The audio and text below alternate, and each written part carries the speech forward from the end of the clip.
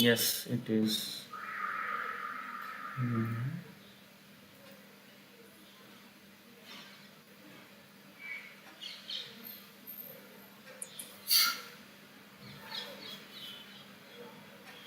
Yeah, it's like.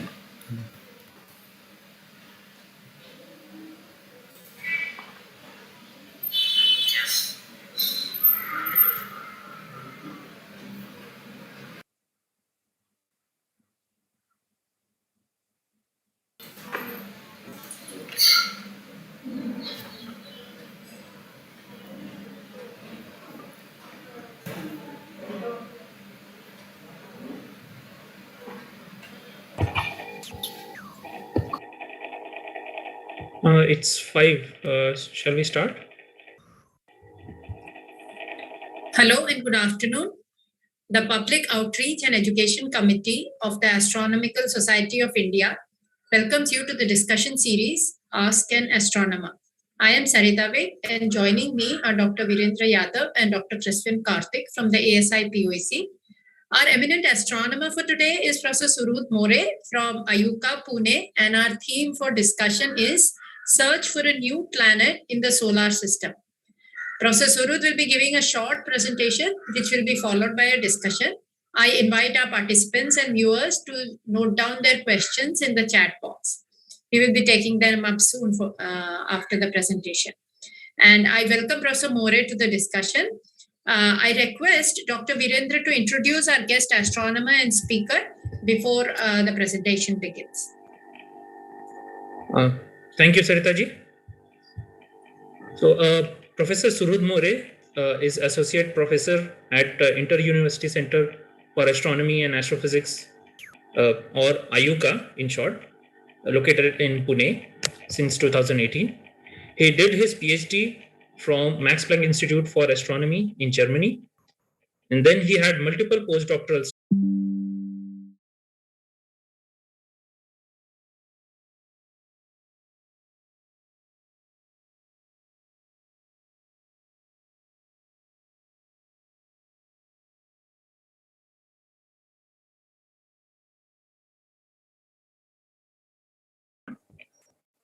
So, with this, I welcome Professor More to deliver today's talk. Thank you. Professor More.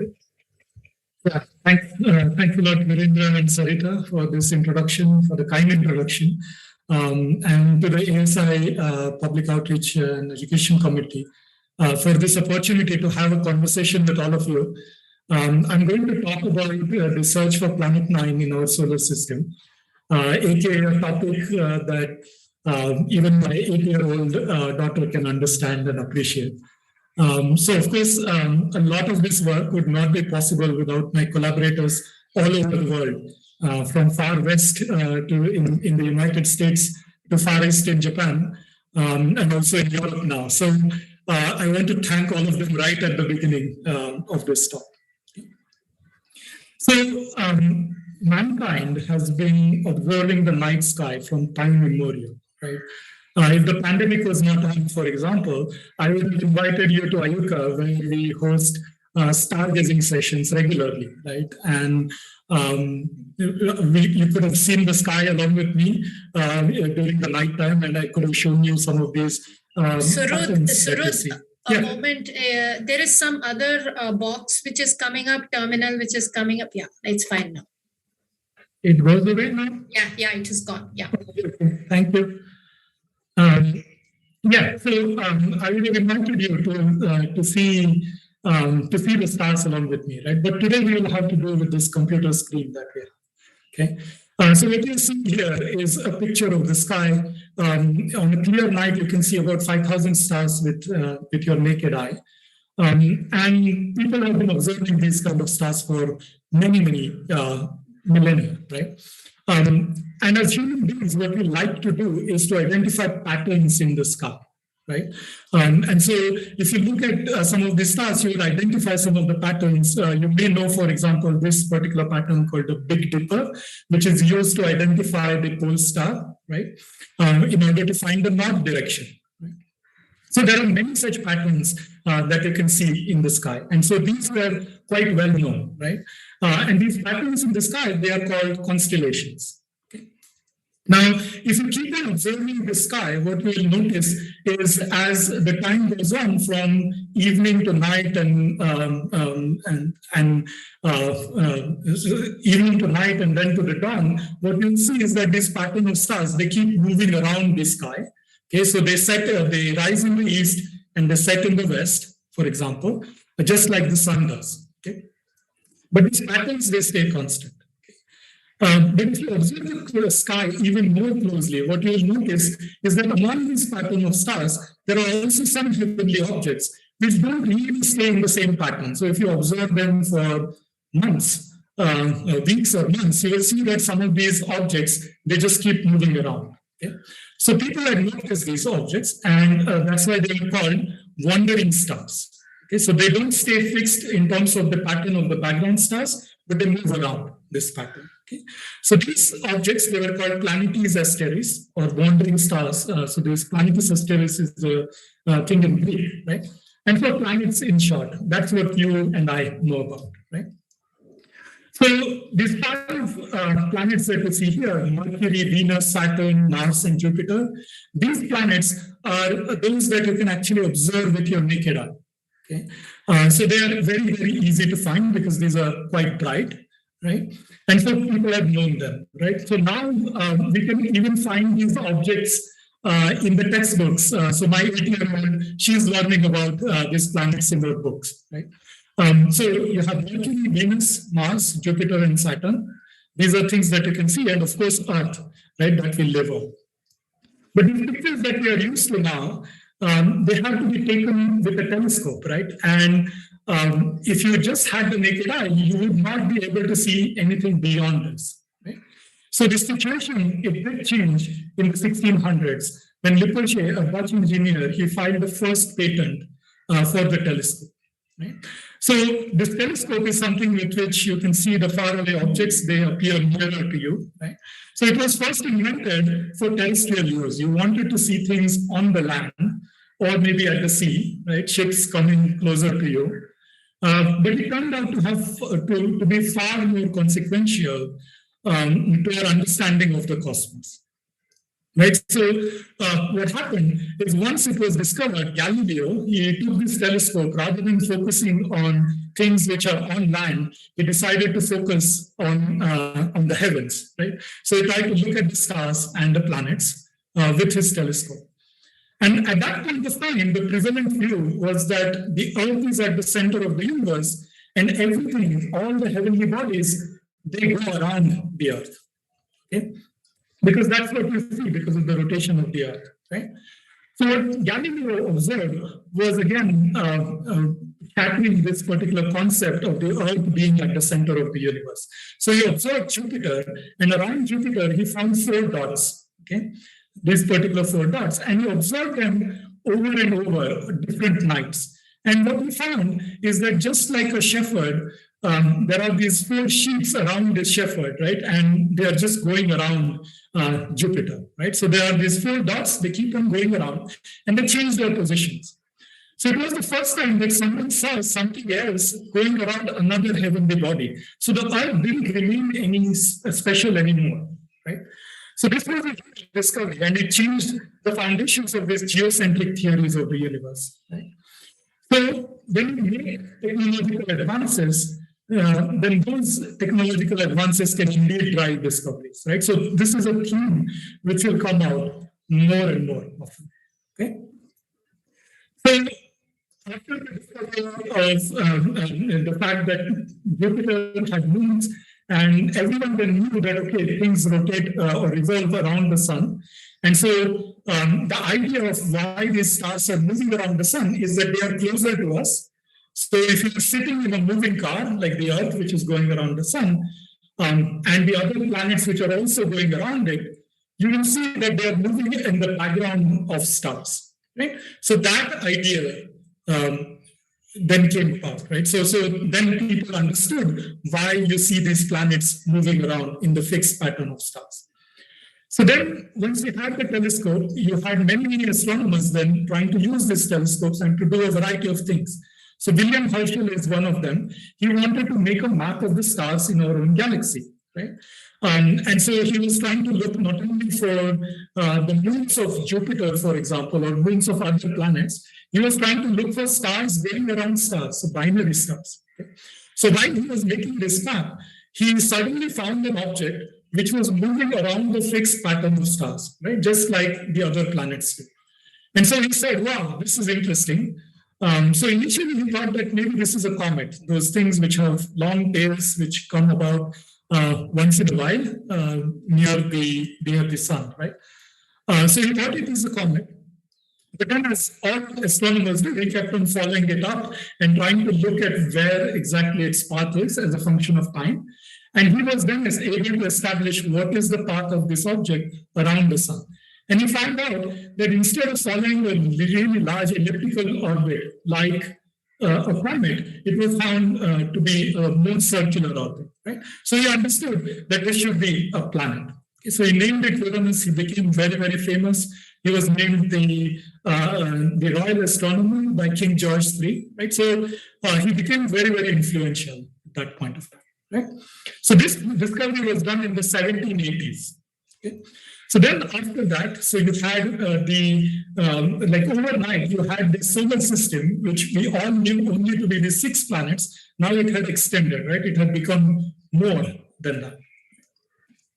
So after that, what people wanted to do was to make tables of predictions of where you can find Jupiter, where you can find Saturn, where you can find Uranus as a function of time.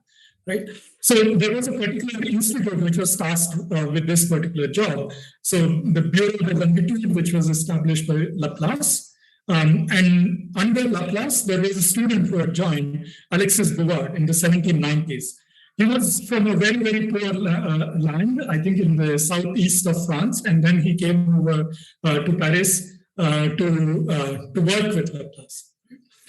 So he became very, very influential. He eventually also became the director of this institute. And what he did was to make these predictions of where Jupiter lies, where Saturn lies, where Uranus lies as a function of time.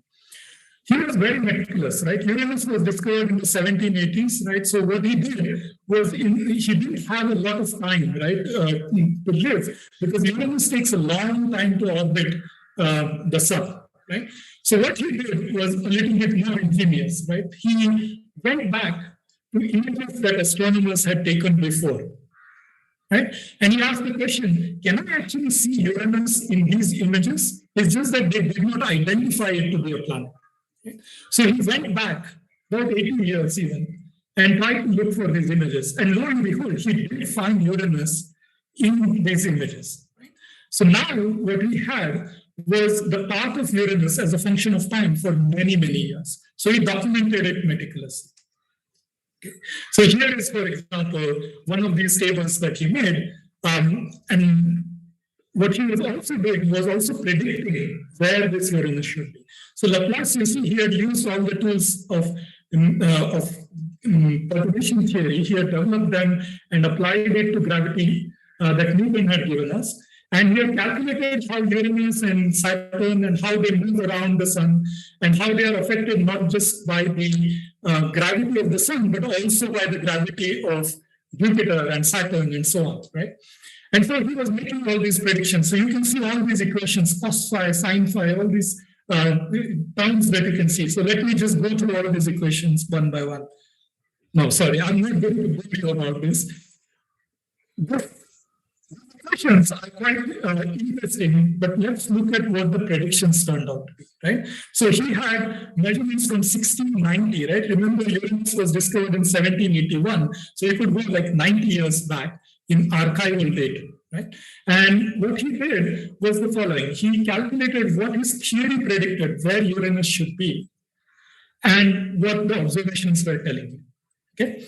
And what you're seeing in this column, a lot of pluses and minuses and pluses, again, minuses and so on. What we are seeing is the difference between what his theory was predicting and where Uranus actually was.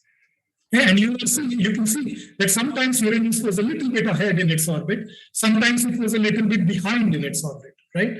And so he found out that there are some oddities in the orbit of Uranus. So there's something wrong, right?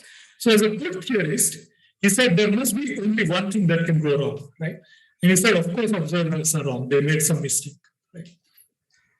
But he also said in the possibility that maybe the observers are correct, there is also a chance that maybe there is a massive planet which is further than Uranus, which is perturbing its orbit. And if it does that, then maybe what can happen is Uranus gets perturbed, and that's why you see these anomalies, right? A difference between the predictions and where Uranus actually is. Okay. So that's what he said. And then this paper, it just lied for quite some time, this research that he had done. The tables were there. The genius that happened, that came, was because of Leverrier, right? So he took this data that Alexis Bouvard has compiled, right? And he took this data and he made some predictions by putting the planet at an unknown distance and with a particular mass. And he said, let me see what happens, right? Can I predict where this planet needs to be in order to cause all these perturbations that you see in the orbit of Uranus, right? So the difference between predictions and where Uranus was observed. Can I explain it by a new planet? So he was able to do that, right? And his use was that he did some assumptions, and that's astronomers will be able to relate to this, right? So whenever you are not able to make a headway, you try to do some reasonable assumptions and try to see whether you can predict a new thing, right? And then, as good theorists will do, he said, okay, now I need to give these predictions to observers and ask them to see if they can find this planet. So he had predicted where that new planet should be. And so he called up his German friends at an observatory. They had a few hours at the telescope. And so Johann Gall and Heinrich Duverey, within hours of looking at the place that Leverrier had told them to look at, they were able to find this new planet. Okay, so they were able to find Neptune in the 1840s, on September 24th, 1846. So he, of course, became very famous, right? So after this, because he became very famous with this prediction that he had, everybody wanted to become famous, right? They also wanted to find a new planet, right? And so everyone did the same well-trodden path. You look at the predictions from the theory of gravitation, you compare it to observations, and see if you can explain the anomalies that may exist in the orbits of planets, right? And so it turned out that there were still some orbital anomalies in Uranus which were left even after the discovery of Neptune. Okay? So they could not be entirely explained by the presence of Neptune. So people made these predictions. They said maybe there is a planet X which is beyond Neptune. So let's go and try to find it. Percival Lowell, he was an astronomer too. He said, let's build a new telescope, let's build a new observatory, for example, in order to find this planet. So he did that. And unfortunately, he kept on searching for this planet X, but he could not find it, right? So he died before it was found. So then this particular search, it was then passed on to Clyde Tombaugh, who you see here with one of his telescopes. And he continued research. And lo and behold, in 1930, they were able to find something which was moving, so a planet, right? And they said that this must be planet X. So let me show you how it works, right? So this is one of the images that he took of the discovery of this planet, right? And what I'm going to show you is an image which was taken a few hours later. Right? So I'm going to flip back and forth, and you try to see whether you can see something moving. Okay? So this is the first image and the second image, and the first image and the second image. Of course, it's very hard, right? If I was in a live audience, I would ask you to guess where it is. But here, let me show you. Okay, so I'm going to use some visual tools. You can see these circles here, right? So this is the first image, and then the second image. So the object which was there in this circle, it has gone to this particular place, right? So this was a big hit, right? So after 1780, then 1846, and now 1930. This was found, right? So then it became a big deal because it was a ninth planet which was discovered, right? So this is the front page of the New York Times at that particular point of time. Ninth planet discovered on the edge of the solar system, first found in 84 years, right? You can see all the headlines. This came to the front page even though there was the Great Depression which was going on at that particular point of time, right? So you can see all the headlines. Lies far beyond Neptune, true. Sighted on Jan 21st after 25 years. Search began by late Percival Lowell. It's all fine. Fail finding, great. Everyone liked to find a new planet. The solar system had expanded at that point of time. But now look at this. Right? The sphere, possibly larger than Jupiter. So they thought it is bigger than Jupiter. And they thought it's like 4 billion miles away. It meets predictions. So this was the part which was not really correct, right? You know, Pluto, which was this particular planet, is not really bigger than Jupiter, right? So they thought that this will explain the orbital anomalies in Uranus, which was left over. That's how Pluto was discovered, right? So let me put Pluto in context here, right? So this is what the solar system looks like. Sun, which is a big, big blob. Jupiter and Saturn, which are the giant planets, right? Made up of all gas. Then there is Uranus and Neptune. If an alien comes to our solar system, observes this, they will say this is where the solar system ends, right? But then there are these tiny objects too, right? Mercury, Venus, Earth with its moon and Mars, right? And then you have to guess where is Pluto, right? So if you look at it, Pluto is that tiny speck that is. And it is not even the most massive among the objects that it lies in, okay? That particular thing goes to Eris, which one of my collaborators had found. Okay? So that particular dot Eris is even bigger than Pluto. So then why call Pluto a planet, right? So there is more to it. So let's try to see where Pluto lies, right? So this is the model of the solar system, all the inner planets you can see here, right? And the Earth, and then you can see Mars, Jupiter as you step to, then Saturn and Uranus and Neptune, right? And then what I'm going to overplot on this is the orbit of Pluto. So you already see it's kind of weird, right? Everything is going roughly around circles around the sun, while this Pluto, it has this completely weird orbit, right? So that's what we are calling it. The other thing is, let's tilt the solar system model. Right? When you tilt the solar system model, you'll notice most of the planets that we have, they go around in roughly the same plane, right? But Pluto, it has a tilted plane instead. Moreover, it's not alone. There are many, many objects just like Pluto which are around and in the same orbit, right? So those are called Kuiper belt objects. So we have discovered many, many of them now. And now you will see them move because we have found out what their orbits are. Their orbits look exactly like Pluto's. Right? So there's nothing special really about Pluto. So you can see here, if I have to identify where is Pluto in all this mess, in all this nest, as my daughter calls it, it's very difficult, right? So that's the reason why Pluto gets demoted, right? There are all these things which are near Pluto. It does not even displace them. And it's not even the most massive among us. Okay. So now that we have come here, let's try to understand and go a little bit further. Let's try to see if we can find the new planet, right? And so for that, here what we're seeing are the orbits of these objects which are in the Kuiper belt. But the Kuiper belt that I showed you, that nest-like thing, is the yellow thing here. Okay? Now let's look at the orbits of objects which are a little bit further out, right? So objects which have their distances from the sun, which are very far away. Okay? So one of them is Sedna. It was discovered by my colleague Mike Brown in 2004. Then there is VP112, which was discovered in 2012. And then there are many other such objects which were discovered. And what you can see is that all these objects, they are weird, right? Instead of all around the sun, their orbits are all turned in one direction. They're all swept in one direction. So what is the reason for this? That is very odd, right? So we wanted to understand this.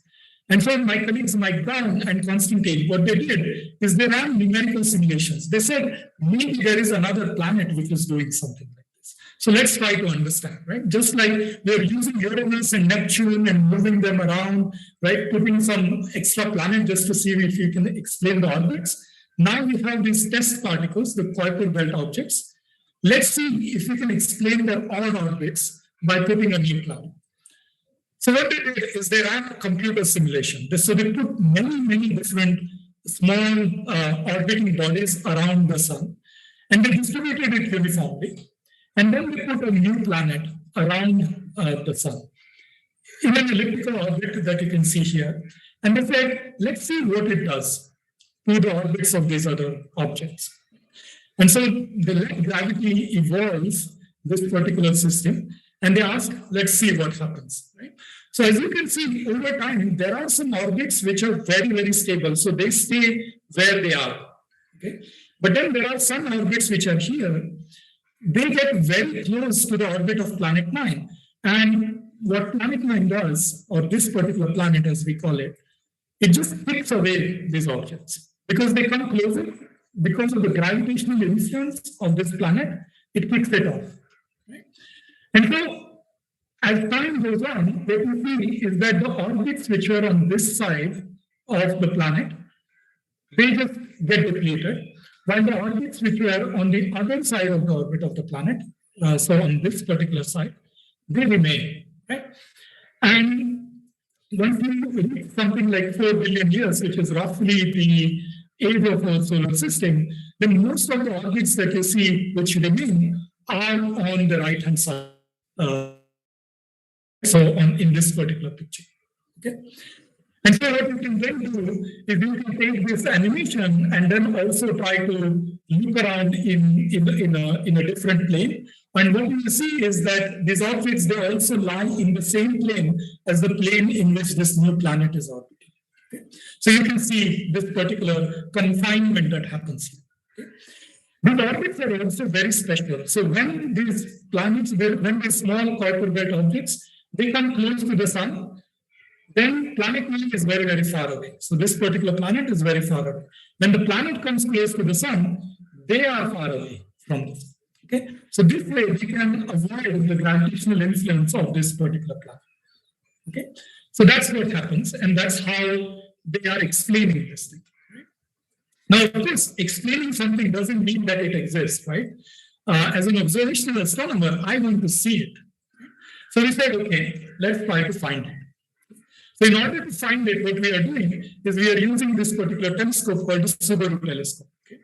It's located at one of the most beautiful places to do astronomy. Okay? It's called Mauna Kea. It's on the island of Hawaii in the middle of the Pacific Ocean. That particular mountain on which it is situated, it's about 4,200 meters above the sea level. And the good thing about it is that it has this particular telescope called the Subaru telescope. It has a mirror which is 8 meters in diameter. Okay? And using this mirror, we are taking pictures of the sky. So we just keep on taking pictures one after the other. And we do exactly the same thing that was done in order to find Pluto.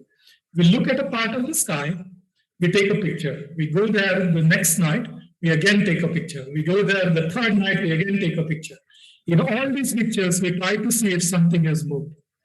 If it has moved, and if it matches the orbit of a planet, then we'll be finding it. Okay? So that's as simple as that. The good thing about this telescope is it has this camera, okay?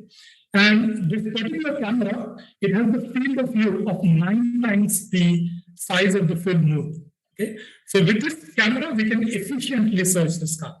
You would have heard about the Hubble telescope, for example, or maybe the James Webb Space Telescope just a few weeks ago, right? The Subaru telescope is better for it rather than these telescopes because it can look at a big portion of the sky. It's like trying to find a fish in the ocean, right? You don't want to have a very small net, right? Hubble and the James Webb, they have smaller field of views. While Subaru, it can see a large chunk of the sky at the same time. So you want to find a fish, find a bigger net, right? So that's what we are trying to do. Okay? So where exactly is this planet 9? So if you wanted to put a new planet in some particular part of the sky, then there is no other picturesque part of the sky that you could have found, right? So planet 9 is somewhere around here. So you would have identified this particular constellation. It's called Orion, right? It's very beautiful when you look at it in the sky. This is the Taurus, this is Perseus, and planet 9 lies somewhere here, okay? It's a big part of the sky, so we want to search planet 9. So that's what we are doing, okay? So what is the kind of data that we have gathered so far? So what you're seeing here is the right ascension on the x-axis and declination. So these are just coordinate systems that tell us where in the sky we have looked at, right? So the orbit of planet 9 is somewhere here, right? And what we have done is just taken images one after the other in 2017, then 2018, then 2021, and we keep on doing it in order to find this particular planet. Okay? So we have collected tons and tons of data right now. It's a big computer science problem, right? In order to take these images and try to find these objects, I would spare you the details and show you just these particular images that we get, right? So this is one particular chip, a CCD chip that we have on the camera, right? So this is what the raw data looks like. We have to do a lot of processing in order to find objects and to make this image look much better, okay? So there are things like bias correction, flat fielding. I won't bore you with this stuff, right? So what I will show you is what the chip-on-chip image looks like and what the final image that we are going to use in order to find these objects it looks like, right? So this is the raw image, and this is what it looks like. This is where we are going to try to find the planet. Of course, this is one chip, right? We don't have one chip. What we have is many, many chips. Okay, so this was one chip. The image that I showed you is this, right? And what we have to do is not just do one chip, but do 104 chips. That's what the data that we get from one image that we take on that telescope. Okay? Now you will ask, okay, so how big is this image on the sky, right? So let me show you how big that image is. That is just this small portion of the sky. So every time we take a picture which is as small as this, and we want to find planet 9 in this entire region that you see marked by this hole, right? So it's a tedious task, right? And that's what basically we are after right now. Okay. So the search goes on. These are some of my collaborators, Fumi Yoshida-san from Japan, Mike Brown, the person who found Eris and Sedna, Konstantin Batygin, who ran the simulations, who you can see on the right-hand side. So this is us at the Subaru telescope, where we actually live below the telescope. So there is a summit where we can live, and then the telescope that we have to go to. So this is at the residence where we have to go. These are some of the beautiful pictures that I took in Hawaii. But the pictures for planet 9, we have not yet found it, but the search goes on. So if we find it, you will hear about it. So I will stop here. Thank you. Thank you, Surhud. That was a very nice talk. And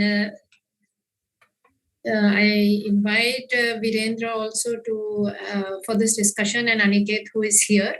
I just wanted to ask, based on the simulations, yes. Do we have an estimate of the time period, of course? And what about the brightness? Because it is expected, based on the mass, of course, it will depend on how far it is from the sun, I believe, but I think you can tell us more about that. So, basically, you have to do certain assumptions, right? You have to make sure that you can get the orbits of these Kuiper belt objects, which have large semi-major axes, right? So large distance away from the sun. So you have to make sure that they remain confined, right? So it needs to have a certain amount of mass, but there is an uncertainty there, right? So it could be anywhere from 5 to 10 times the mass of the Earth. Okay? Now, in terms of the distance, the estimations, they vary. If it is closer, then it needs to be at a different distance. If it is closer, then it needs to have a different mass. If it is further away, then it needs to have a different mass. So there are uncertainties there, right? So let me show you a plot which might help you, right? So this particular plot, it shows you how bright it can be. Okay, so this is in magnitude, and I apologize to the non-astronomers, right? So magnitudes are units in which if you have larger magnitude, then you're very, very faint, right? And for this particular region, it shows that it can be anywhere from 22nd magnitude to 24th magnitude.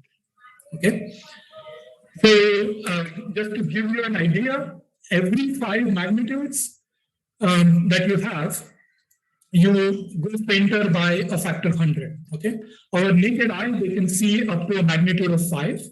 So you go to magnitude 10, then it will be 100 times fainter than what your naked eye can see. Okay, you go to magnitude 15, then it would be 100 times fainter than that, and 100 times fainter than that, and even further 100 times fainter than that. So it could be really, really faint, right?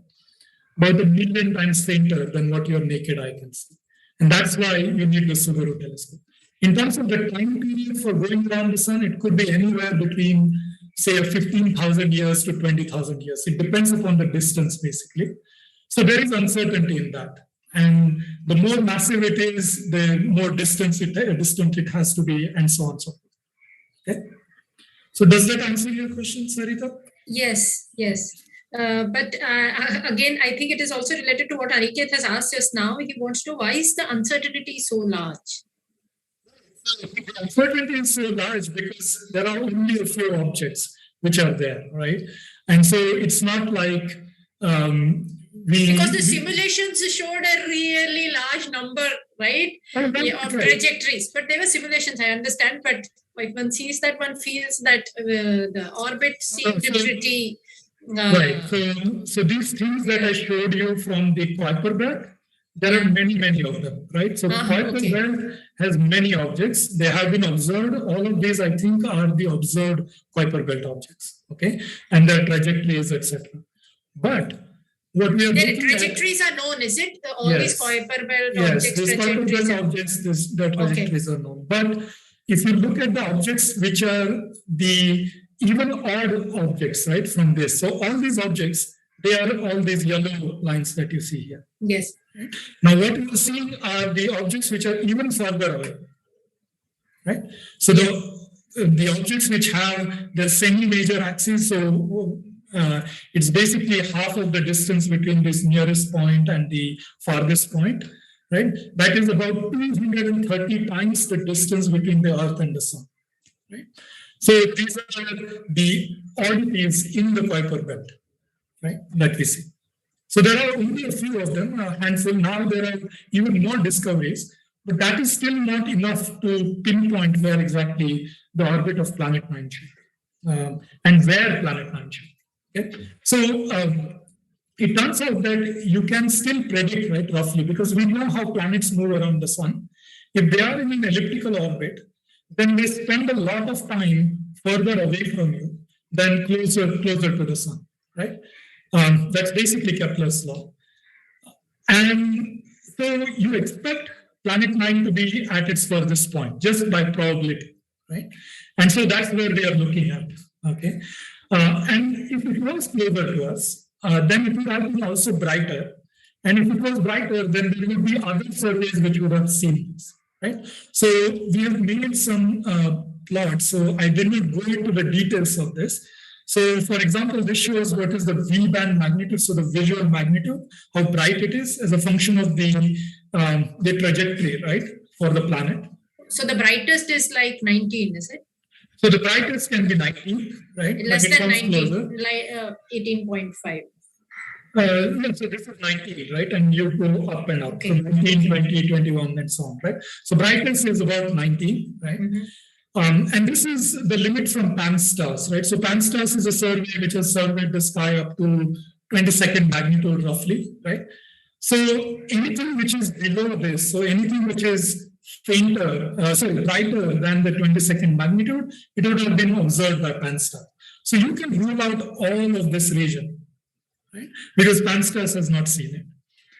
But then beyond the limit of Pan-STARRS, so fainter than the limit of Pan-STARRS, this region is still open. And you can see it is the region which is fainter. And of course, it is the region which is further away. And that is also the highest probability region. What about Gaia? So Gaia, I don't think it was as faint as 22nd magnitude, right? Oh, so Gaia is not. Okay. Gaia is Okay. not Okay. that Okay. Okay. Yeah. Okay, we'll probably take some questions that some of our participants have asked. So Pratham Gupta wants to know, I've read, says that I've read that Planet 9 exists, Planet 9 existence on the basis of scientific evidence that it is nearly 2.8 to 2.9 times sigma result, whereas the required threshold for acceptance is 3 sigma. How much more data and evidence are we far from crossing the 3 sigma line? Yeah, so it depends upon how you count these sigmas, of course, right? And so the more objects we see, there is a likelihood that we will be able to pinpoint it more. But I think the best evidence that will come will be if we actually see it, right? I mean, even if someone tells me that, okay, there is a 4 sigma, 5 sigma evidence for something being there, there is nothing like actually having a visual confirmation of it, right? And that's exactly what we are trying to do. So we find it, we try to measure its mass. Hopefully it has some moons going around. If it has, then we'll be able to measure the mass very accurately. And so then we'll see whether it actually belongs to the planet criteria or not, right? If it is really less massive, less than the mass of the Earth or so, maybe it's not that interesting, right? But if it is something like 5 times the mass of the Earth, then we will be in business, right? We will say that, yes, the solar system can be extended now. So that is what we are trying to do. Okay, so we won't just rely on indirect evidence. We want now a direct evidence. If we get the direct evidence, there is nothing like that. You remember Pluto, right? Pluto was something which was found on evidence like this, right? They thought that Uranus, it still has some residual anomalies, right? And it just happened to be there, right? When Clyde Tombaugh found it. It's just not as massive, okay? It turned out that the orbital anomalies in this case, they were just bad data, okay? They had bad estimates of the masses of Uranus and Neptune, and that's why they could not figure out the orbit, or they could not predict the orbit very well. Okay? So that particular point of time was bad data. Okay? But this time, maybe it's not. So we'll have to see. So this is also, again, Aniket has this question that can you repeat the estimates of the planet parameters? Because I think I heard 5 to 10 Earth masses, but just now you also mentioned it could be lower than Earth mass also, right? An estimated period of 15,000 years, is it correct? Right. So what I'm trying to say is the following, right? We are searching like this, right now, in the place where we expect the planet to be, right? Suppose tomorrow we find something which is insignificant, right? We are not going to go around just like Pluto was, right? Saying that, okay, this is the particular planet, right?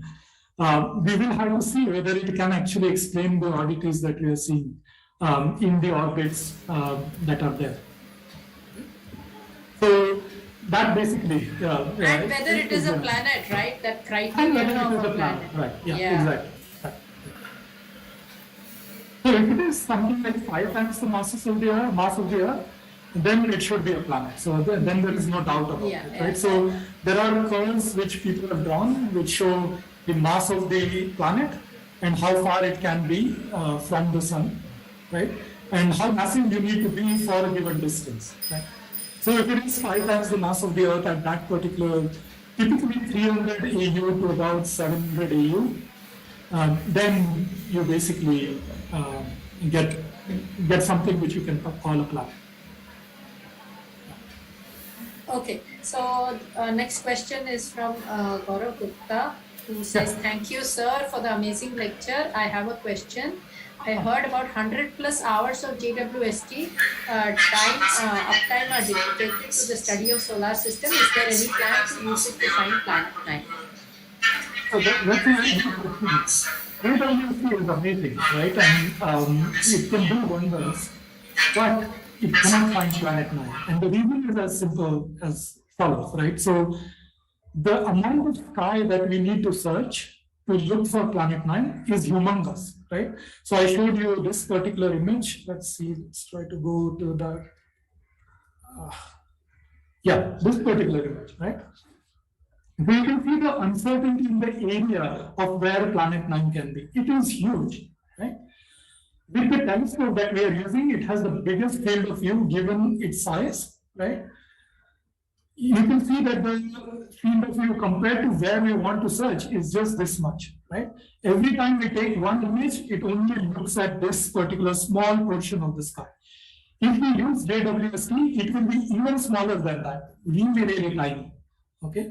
So if we use JWST to search for planet 9, it will take forever. So what astronomers do is they don't use they always use the best telescope for the purpose, right? So given the purpose is to search for a planet in this huge area, we would have to use Subaru. Once we find it, then if we want to see it, yes, we can go ahead, look at that new planet using Hubble. You can look at that new planet using all the best telescopes that you have. That's not a problem, right? But to find it, you need to do this, right? It's a big ocean. You need to cast a big net. If you use a very, very small net, it will take you forever to search it. And it will be a waste of time, right? JWST is good for other things. So you can use it for other things. And if you find planet 9, it can look at it more carefully. Yes, of course. Once you find it, then it's not a problem. Yeah. But we first need to find it. But what about using LSST? I mean, the Vera Rubin. There is a plan to use that. Yes, so Vera Rubin Observatory is another observatory which I'm working on. We are part of Vera Rubin. There is an Indian consortium. So this particular telescope has a 6.5 meter diameter, roughly. Subaru has 8 meter diameter, right? So Subaru is a little bit bigger, but the good thing about LSST is it can survey the sky very, very quickly, okay? And it will do it, it's like, it can look at the entire sky that is available from Chile once every week, okay? And so you can search many times, and you keep on doing this, right? And you build more and more data, right? And so once you have done that, then there is a chance that you can find these moving objects around. So the survey that is planned with LSST, or this Vera Rubin Observatory's legacy survey of space and time, this particular project, it doesn't look necessarily at the same patch of the sky, but there is a plan to just extend that survey a little bit so that it can also cover planet 9 fields. Okay. So if we cannot find it until 2023, we have another year or so, then Vera Rubin will definitely blow us out, right? So if it is there, LSST will definitely find it. But we are hoping to make progress before it. Okay, so we move on to the questions. The next question is by Harsh Goyal, who says, although we can observe objects far beyond our galaxy, why still it is not easy to spot a planet that could be in our own solar system? That's a very good question. You see, indeed, we can see things which are really, really far beyond, right? Even like at the edge of the universe. But the question is, why is it not possible to see a planet, right, which is so close in terms of the distance scales, right? So it all depends upon how much light you emit, right? If you, I don't know how old the questioner is, but planets, they don't have their own light. So they have to rely on the light which is reflected from the surface, right? And so for planets in our own solar system, it is the light coming from the sun, it goes to them, then it gets reflected and comes back to us, right? So the amount of light that you see from these objects is very, very small. Okay? And so that's why it is harder to find objects like this, okay? Mind you, there are galaxies which are as faint as this object, right? And so we do see such galaxies when we take our images. Okay. I have to, in fact, try to look for such galaxies, measure their shapes to find other things, and I will talk about it sometime later, right? But it all depends upon how bright they are. If they are brighter than the planets, it's easier to see. If they are fainter, then you can't see them either, right? So that's basically what it is. And you also have to remember these galaxies, even though they are farther away, they are composed of billions and trillions of stars, right? So they are also emitting a lot of light. So it's a combination of distance and how much intrinsic light you have and so on and so forth. Okay? So I hope that answers. Yeah. So Pratham Gupta has another question. He says, I read about the regression in the orbit of Mercury and how scientists thought this might be caused by another planet between Sun and Mercury, Vulcan, which was later discovered by results of general relativity. Have we calculated the trajectory and error in orbits of Neptune and Uranus with general relativity predictions? And the orbits of Uranus and Neptune, they are not much affected by general relativity. The only reason why Mercury is affected is because it is closer to the sun, right? So if there was anything which was as close to the sun, then you would see the effects of it. But Uranus and Neptune, they are so far away that at least given the current precision, you can't detect the effects of general relativity on those orbits. Okay, so Rohit Mandal wants to know how can we, if possible, use radio waves to search for it as radio signals from exoplanets are found. Also, what scale was it where 5 magnitude scale is around 100 on brightness? Maybe he didn't understand that part. Yeah, sure. That 5 magnitude difference corresponds to ratio of 100. Yeah, so I'll go slowly through this. So the first question was about radio waves, right? Can we detect something like a Planet 9 via radio waves? Indeed, you can. Okay, and so there are surveys of the sky in radio, and people have tried to locate Planet 9 using radio surveys. They have not yet found it. The reason the way it works is as follows: because this object is so far away from the sun, it also has a lower temperature. And because it has a lower temperature, then it also is brighter in the radio, okay? And so you can try to observe it in the radio and try to detect the signal. So far, it has not been found in the radio. Yeah? So that's the first question. The second answer is about the magnitude scale, right? So this magnitude scale is like an age-old thing, which is like a historical thing. So it takes some time to explain, right? So if you look at the stars in the sky, the faintest stars that you can see with your naked eye are roughly magnitude 5. Okay, there are some people, and if you go to a good site, maybe a little bit dimmer things you can see, but roughly magnitude 5 stars you can see with the naked eye. Now, if you go to magnitude 10 stars, then they are 100 times fainter than the magnitude 5 star. Okay. So the scale magnitude that is used, it is logarithmic because our eyes can perceive things in this logarithmic units. Okay. So that's the reason why people have designed this scale called magnitude, which works like that. Okay. So 5 magnitudes, to keep it simple, you can think about it. 5 magnitudes is a factor of 100 in terms of brightness. So magnitude 5 you can barely see. Magnitude 10 is 100 times fainter than that. Magnitude 50 will be 10,000 times fainter than what you can see. Right? Magnitude 20 will be 10,000 times 100, so million, right? A million times fainter than what you can see. That's magnitude 20. And what we are trying to look for is about 24 magnitude or so. So it is really, really faint. That's why you need a telescope like the Subaru telescope, because it has a large collecting area. It has a mirror which is about 8 meters size, right? So you can imagine 8 meter mirror and how big 8 meter is. That's just the mirror of the telescope, right? And so I've shown you this picture of the telescope. It's really huge. Okay, so this telescope, it looks small here, right? The camera that has been shown here, it is mounted here, and you can see the camera in comparison to the size of the human being, right? So this camera, which is mounted on top of this telescope, it appears so small, right?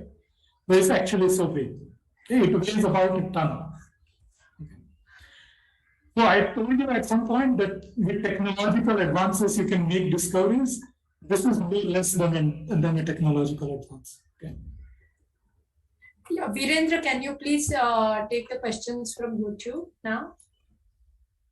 Yeah, sure. Yeah, so from YouTube, Churchill Dwivedi is asking, in the images shown about discovery of the planet X, how are we sure that the same object has moved from circle 1 to circle 2 when the image was changed? How can it be said for sure? Right, that's it, right? Something could have just popped up in one place, disappeared, and popped away, right? So that is a possibility, right? But when it happens multiple times, right? I just showed you two nights of observations. If you do it 5 times, 10 times, right? You will see that it moves in a particular orbit, right? And so it will move, at least on those images, it would have moved in a straight line, right? And so something just popping out of nowhere, then disappearing, then popping in a straight line somewhere else, and on the third night again somewhere else. So that is less realistic, right, than an object which is just moved, right? The other thing that you can do is you can measure what is its brightness, right? And you can see that the brightness doesn't vary, right? At least not that much. Right? So these are the kind of things that astronomers have to do to make sure that they are looking actually at the same object. Okay. Yeah. Does that help? Yeah. And there is another question associated with JWST, which you have kind of answered, but I will probably slightly modify it. So Kaushik Shankar has asked, like, can JWST find planet 9 using infrared? So I just want to maybe modify it a bit. That where do you expect this to be more brighter, and like whether it is better to observe it in the optical, or whether it is better to try to find it in infrared or radio? Yeah. Yeah. So this is an excellent question, and the answer is we don't fully understand. Okay. What Mike does, Mike Brown, who is my collaborator, right, and Constantine, they are the ones who first predicted the presence of this planet. What they have to do is to make certain assumptions, right? Just like the way you have to do some assumptions, we have to do some assumptions, right? So they have to make assumptions about what typically would be the composition of this planet. Most likely it's going to be an icy planet, right? What its albedo would be, so how much light it will reflect that comes towards it, right, from the sun, some portion of the light it will reflect, what the atmospheric composition would be, and so on. So based on that, they make the predictions. So they predict based on these calculations, there should be peaking in the optical in somewhere in G or the R band. Okay, so in the green or the red filters that we typically have on telescope. Okay? So that's where we are looking right now. Okay, so that's basically the reflected light, right, from the sun. And then there is the internal light, so that's the radio part, right, which it's emitting. So then that you can see in the microwave, basically. So, but we don't know the exact temperature, what exactly it would be emitting, and so on and so forth. So we can just guess, and based on these guesses, then we try to look. So there are uncertainties in this.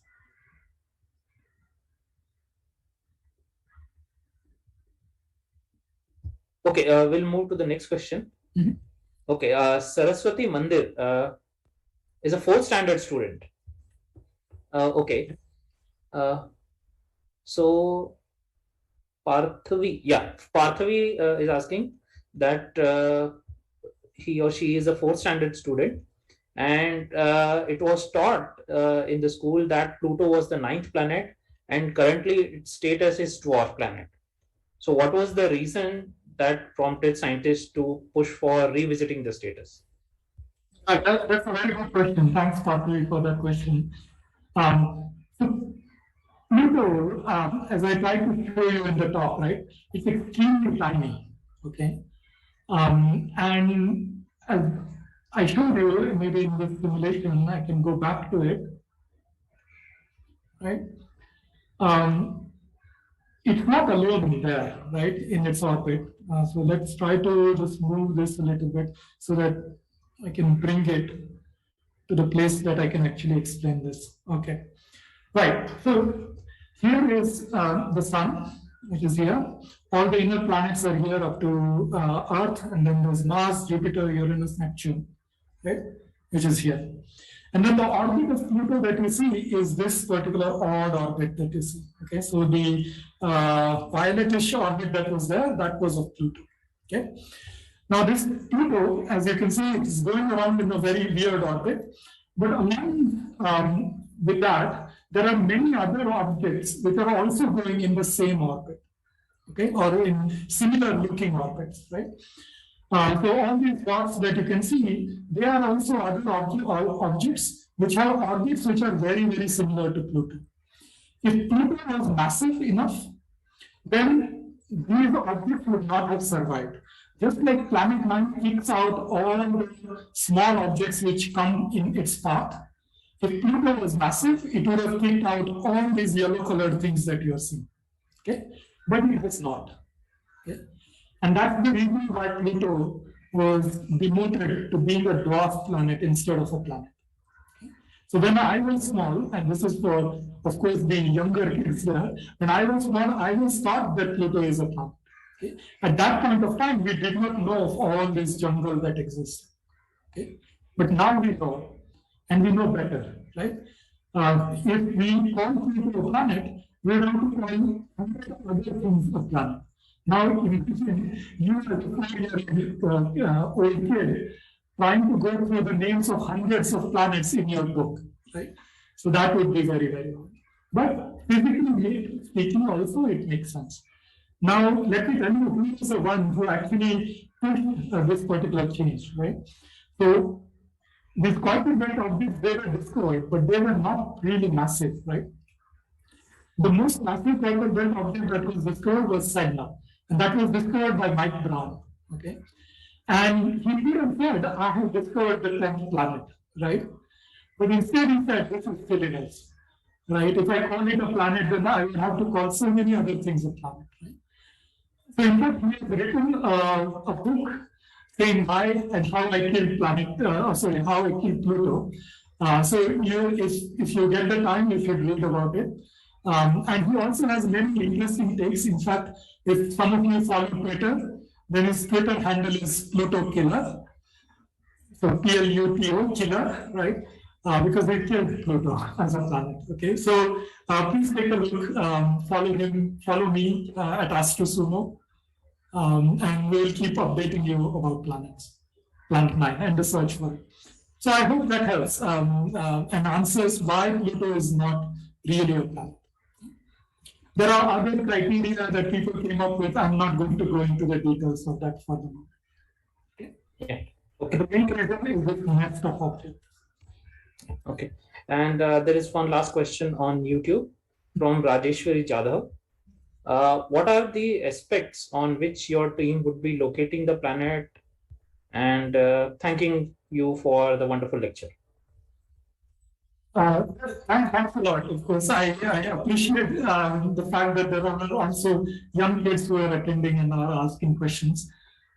So I did not fully understand the question. I think you were asking what kind of aspects we are looking for in the planet. Probably the criteria which you are utilizing to look for the planet. Right. So the simple thing that we are looking for is we take images of the sky, and just like Pluto was found, we flip back and forth and we try to find this planet. Okay. Now, what you will see is that there is this object. You will be able to find what is its path. You will be able to measure its brightness. Right? So these are the minimum things that we are trying to look for. But this is a problem which is a needle in a haystack problem. Okay? So because we are serving such a large part of the sky, we tend to observe many, many things which move. Okay. In fact, most of them are objects which look like this, these Kuiper belt objects. We find many, many of them. Okay. Every night when we observe, we find many of these objects. And then there are also supernovae, for example, right? So there are galaxies which we observe. Some of these galaxies will have supernovae which are going off when we are taking the image. So we also observe many supernovae. So there are many things which are changing when we take the image. And what we want to do is identify among these changing objects, the object which looks and has the same orbit like Planet 9. Okay? Planet 9 is so far away. As Pluto moves, you won't see it even moving that much. Okay, within a few nights, it will just move a tiny bit. Okay, and from that tiny bit, we will have to figure out that yes, it is indeed Planet 9. Okay. So I can show you one particular image. Maybe I did not show you. If there is time, I mean, you can tell me, Virendra, if I'm pushing too much into the time. No, we still have a few minutes. Yes. Okay, so where did it go? Okay, so this, for example, is the image that I showed you, right? This is the image of this is one chip on the whole focal plane of HSC, right? So this is one image. And what we do is we have images from other nights. We add them together to make a new image of the sky as it was on other nights, right? So that is called a template image. So that is what you are seeing here. Okay. So this is the image that we took on one of the nights. This is the image from the other night. So if I go back and forth, we can do the same game as Pluto, right? Try to find if something moved. So it is of course very hard to see things like this, right?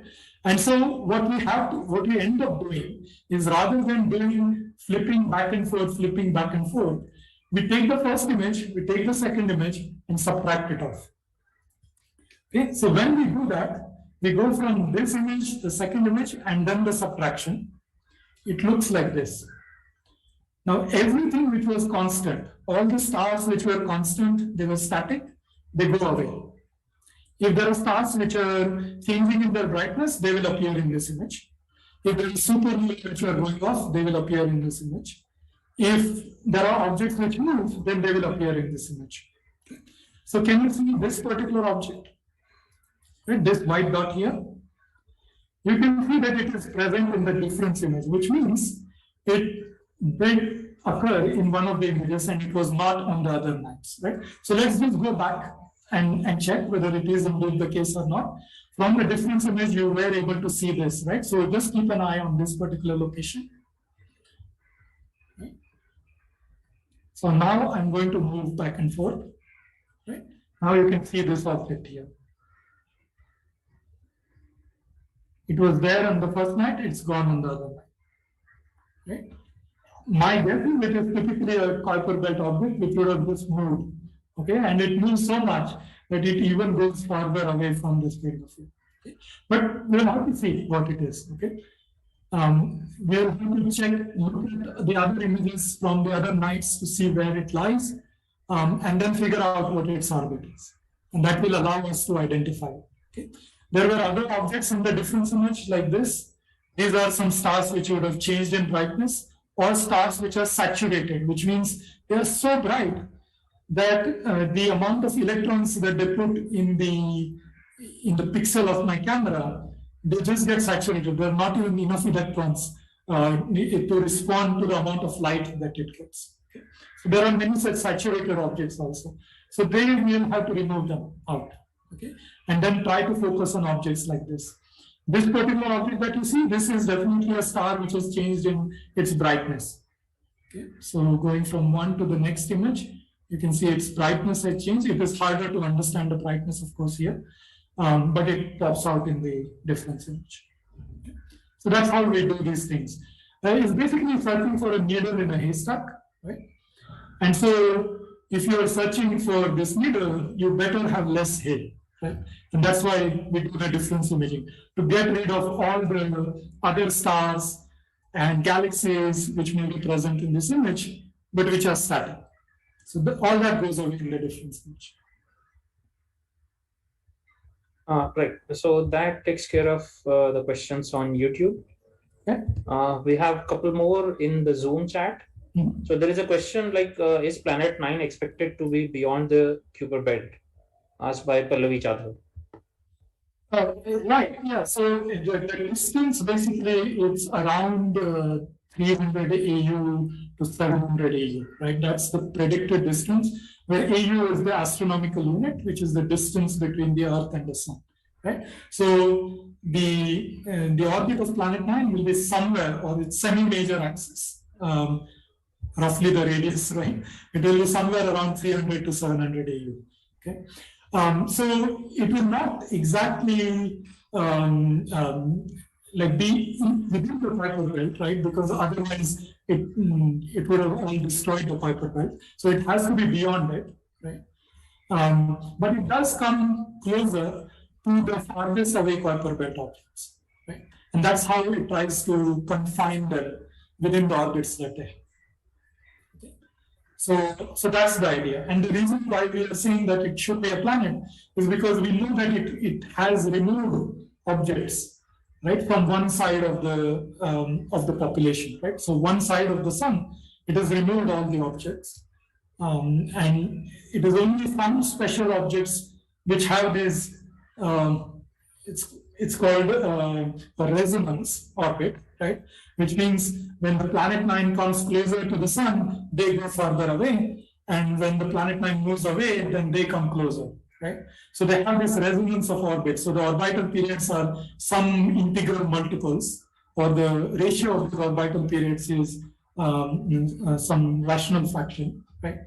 And so that's why they can maintain these orbits. Okay. So that's basically where it lies, right? And what we expect it to. Okay. There is a question by Arvind Paranchpe. I think he's not there connected now.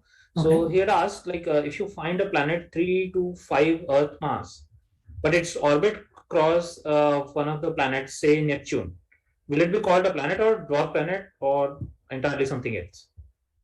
Right. So interesting, because Pluto does cross the orbit of Neptune, right? Yeah, probably that's why he asked. And I think if it is 3 to 5 Earth masses, I think we would have seen it by now, right? You would see the differences in the orbit of Neptune, for example, to be able to say that there is no 3 to 5 Earth mass planet around at this particular point of time. Okay, so I don't think that would be possible. Of course, then it would also have to be in resonance with Neptune and so on and so forth. So it's much more a contrived scenario at that particular point of time. And because it gets closer within the orbit of Neptune, it will also start to destroy the Kuiper belt, as we see, right? So if you look at the Kuiper belt, the objects within the Kuiper belt, they are actually hugging the orbit of Neptune. So they don't go close to the orbit of Neptune, but they remain a little bit further away. So you will see the destructive effects of some planet like 3 to 5 times the mass of the Earth coming even closer to the, or even within the orbit of Neptune. You would see it. Okay, so these are all the questions from the chat. Crispin has raised his hand for quite some time. Crispin, would you like to unmute and ask? Yeah.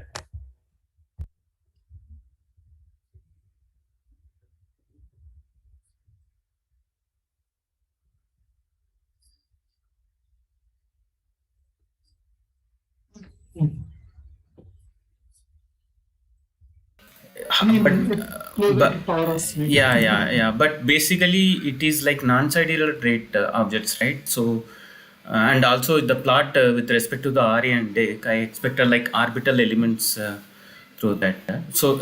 My question is like, how can you define that planets within this, just like a nearby Orion constellation like that? Because it often changes, right? Yeah. So remember, planet 9 is moving extremely slowly.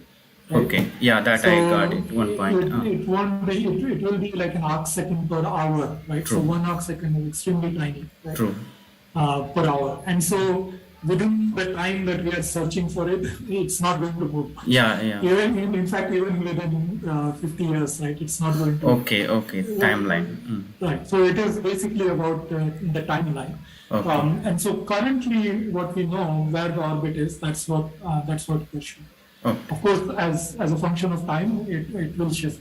Right? In fact, the orbit that I was showing, it will show you all the array depths. Right? So this is the typical Planet 9 orbit. Okay. Interestingly, it is not in the exact same plane as all the other planets. Okay, so there is a tilt to its plane. We don't understand where this tilt comes from.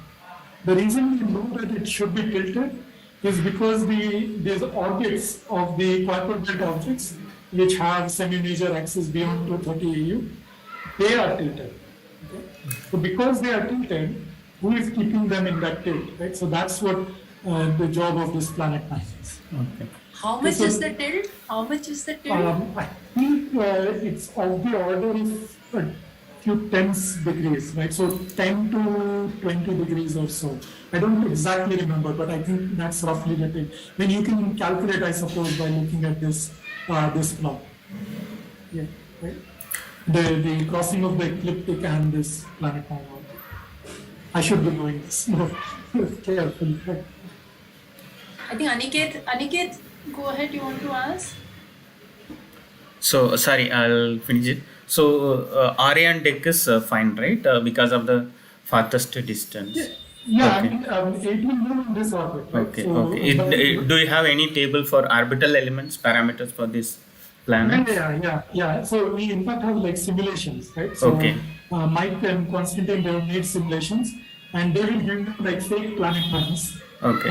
where they might be, right? Okay. Yeah. Because it's like a sampling from this orbital space. Okay. Maybe later after the talk, I'll communicate with the orbital parameters. So the reason why it's interesting is because we also want to understand, we are doing all this search, right?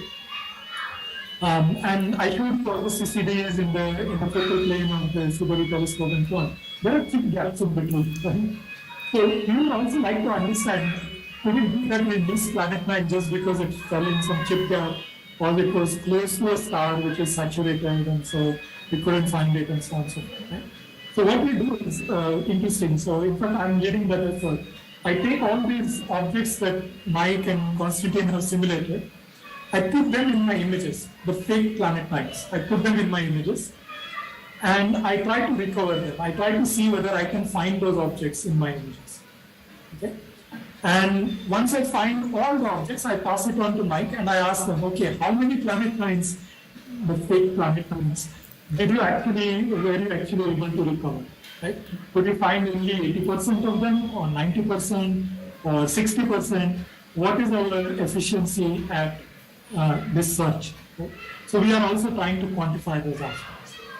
At least in terms of finding it on the image, we are about 90% sure that if it is there in our images, we would be able to detect it in our difference image. So this is something that I'm just working on, like even right now, in this week.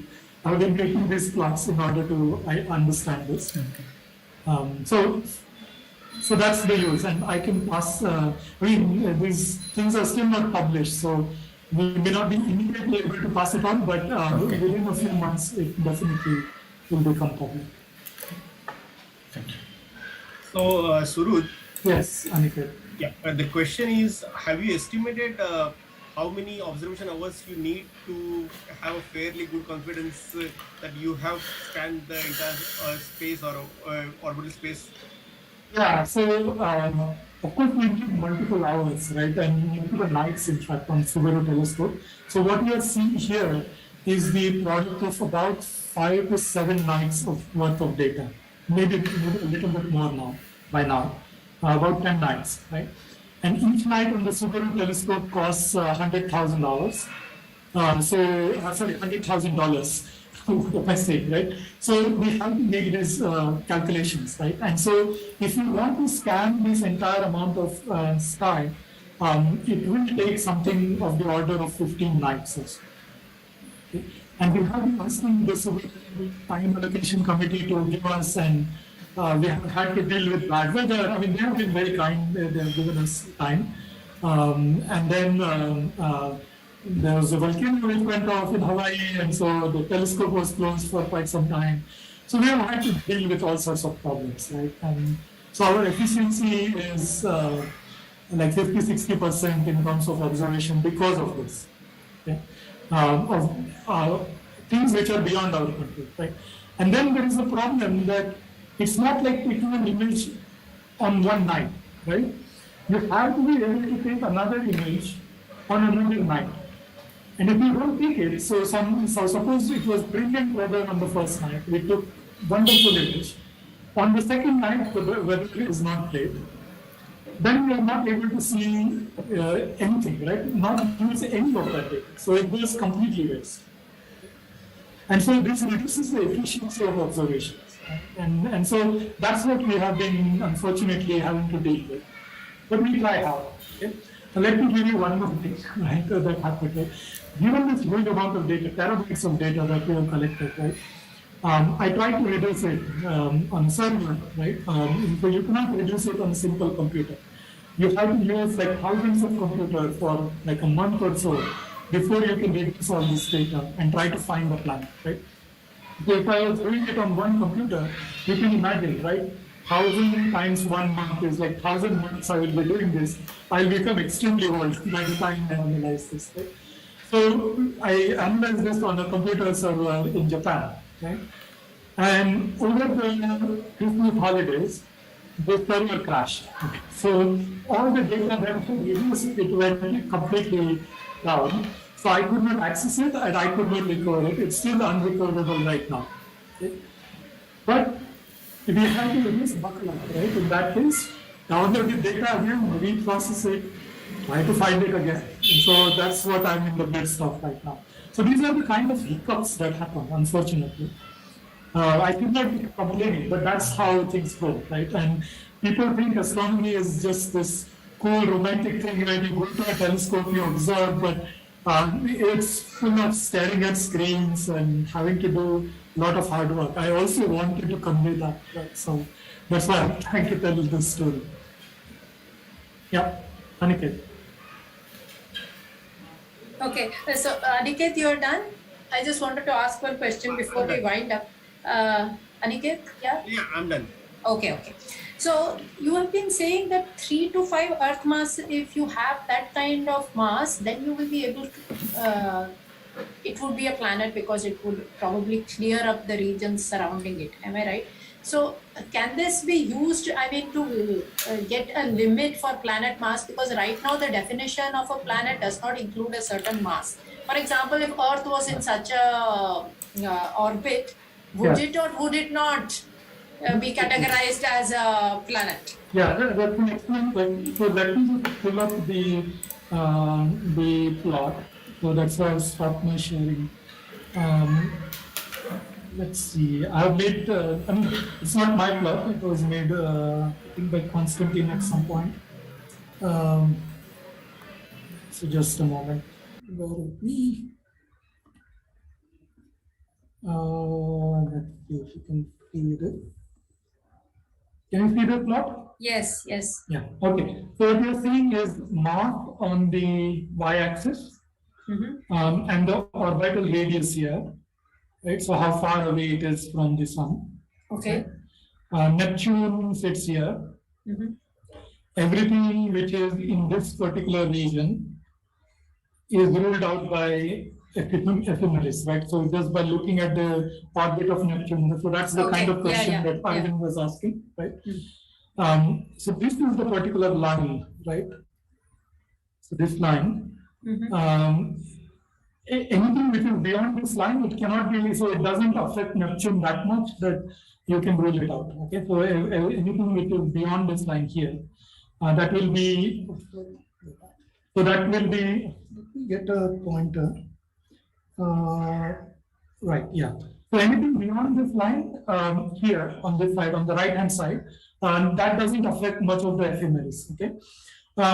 Anything beyond the yellow line and above, that is ruled out by these wise infrared observations. Okay. So that is ruled out here. So it cannot be 100 times the mass of the Earth, for example. Then if you are here, this red line here, then you are unstable in the birth cluster itself. So where the sun is born, there will be other stars also nearby. So they will perturb you and you go away if you are at a very further distance, right? So you cannot be anywhere here. Now this green line, that's the line for dwarf planets. I think that's what you were asking. Sorry, Yes. I got it in a roundabout way. But this is the line for the dwarf planets. So if it is, so I talked about 1 times the mass of the Earth. If it is anything lower, then we would not really care about it. It will be some dust particle, we would call it, maybe some other dwarf planet. But if it is 3 to 5 Earth masses, then it is in an interesting territory. So this is the part, the shaded region, which is unexplored. Okay. So this planet and its mass and its distance that is required in order to explain those odd orbits, it fits right in this particular zone. I see. Okay. I see. So that's why Constantine, Michael claimed that there should be a planet. It fits the right bill, but we should observe it. Of course, I'm curious, but maybe we'll discuss it later about this mass of the dwarf planet is changing with distance. Yeah. Right? Yeah, so it is basically dependent upon the influence that you can have, right? Yeah, and but that Right. will be more when you are influence, of course, which it has, but it also depends on what are the masses of objects nearby. If you have large mass, Right. So these are like test particles that Yeah, they yeah. like Okay. Kuiper belt objects that they consider Correct. as Okay. distributed around. Yeah. Yeah. So, Okay. so there is a criteria. So in principle, IU could have said that, okay, let's use this more physical criteria, but they made it easy, right? So this criteria is basically trying to account for the fact that it dominates its neighborhood, right? It clears its neighborhood of other test particles. And so that is the particular line. Okay. Okay. So- Can I ask a quick question? Yes, please go ahead. Yeah. So there were some reports earlier that some astronomers think that it's not a planet at all. It's probably a primordial black hole. Yes. So what's your view on that? And if it's not a black hole, then how do you say that it is not? And if you say it's a black hole, then what prompted them to think that it could be a black hole? Right. So what you need in order to explain those orbits is some mass going around the sun, right? At that particular distance. We know that planets go around the sun. We have seen planets, right? We have never seen a black hole, a primordial black hole, anywhere else, right? We have seen black holes coming from, say, stellar remnants, okay? But we have never seen a primordial black hole, right? And so it is basically right now, it is just Occam's razor, right? What is the simplest explanation that can explain the data? Okay. So the simplest explanation is that there may be another planet. Okay. If it turns out to be a primordial black hole, so yeah, so be it, right? I mean, if it is there, it will be interesting, but it will then be dual discoveries, right? Something in the solar system going around the sun and a primordial black hole. So something which formed like really at the beginning of the universe, right? So then how it got captured, I can think of planets forming and maybe their orbits being disturbed a little bit because of other stars in the birth cluster of the sun and so on. That I can think of. A primordial black hole forming somewhere else and then getting captured by the sun. It's a more remote possibility, but I mean, you cannot rule it out, right? It's just what is the simplest explanation right now. There are other possibilities, like maybe there is a ring of objects which is going around in the same orbit as we are claiming for planet 9, and just lots of them, right? Just all the mass is distributed around it. Yeah, that can also do it. But again, it's less likely that it is something like that. But who knows, right? So we just have to keep on observing and first rule out that it's not really a planet. Then we can think about other possibilities. Okay, thank you very much. Yeah. Oh, okay. There is one question on YouTube which just came up. Is there a telescope available in India which can be accessed to see planetoids? So I suppose you mean something like a dwarf planet or and so on. So I think, yeah, sure. I mean, you can access many of the astronomical facilities that the different research institutes have. and try to observe any of these dwarf planets. Any 2 meter, 2.5 meter class telescope should be able to do it. Right? You don't need really big telescopes. In fact, you may be even able to observe some of these asteroids using a telescope that you make by yourself, right? You can make a mirror which is just 6-inch diameter, and you can still see an asteroid, for example. Some of the dwarf planets, it should be possible, I suppose. Maybe slightly bigger mirror. Right? The point about the telescopes in India, right? So the telescopes that are present for the research institutes, right? They are meant for astronomy research, right? And the time that is available on these telescopes is quite limited, right? So there is only so many nights available in the entire year, and only so many nights, some fraction of them get lost because of bad weather, right? And so astronomers typically, they have to compete to get access to this telescope. Right? So you cannot just say, I want to observe this, go and observe this, right? You have to write a proposal for why you want to observe it. Why is it scientifically interesting to observe such an object in the sky, right? So if someone has found out about the dwarf planets, if you want to characterize something about this dwarf planet, then you have to write a proposal saying why it is important and why it has not been done previously, why this is the right telescope to do it, and so on and so forth, right?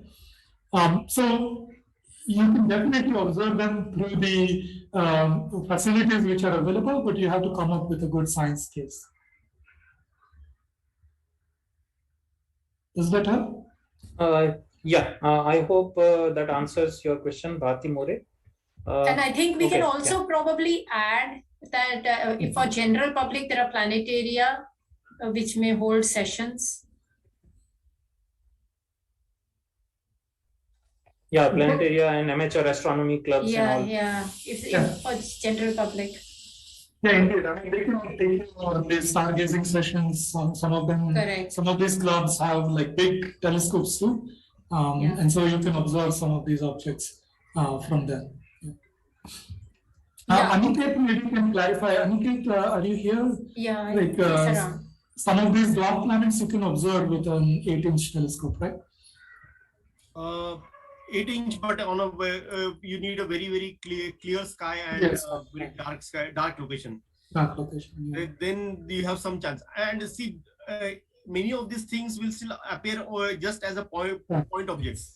So if you look, unless you know that this is actually a planet, you can't distinguish it from other stars. Indeed. Yes. Otherwise, you have to do something that I do. You know what? You know where the location is. Then you go there and you keep on taking images, many images. Okay. Then you have to ask your computer to put all these images together, and then try to see this particular object. Okay. So that is also something that amateur astronomers do. So they take their telescopes and they keep on taking photos for hours and hours and hours, and then they combine them together, and then you can see things clearly. I mean, you can see fainter objects clearly. So I think we are done with the questions. So Virendra, shall we, and Surhud, shall we close the session for today? Okay. Thanks a lot. Thank you. I would like to formally close it by saying thank you, Dr. Surhud, for the wonderful introduction to the night sky and planets. You have given a historical perspective and provided with an overview of how we know about the existence of planet 9 and our current search using Subaru for this mysterious planet. On behalf of ASI POEC, we thank our participants in Zoom and our YouTube viewers for actively taking part in the discussion. We will be back again next month with a new topic for discussion, so do join in. Thank you very much.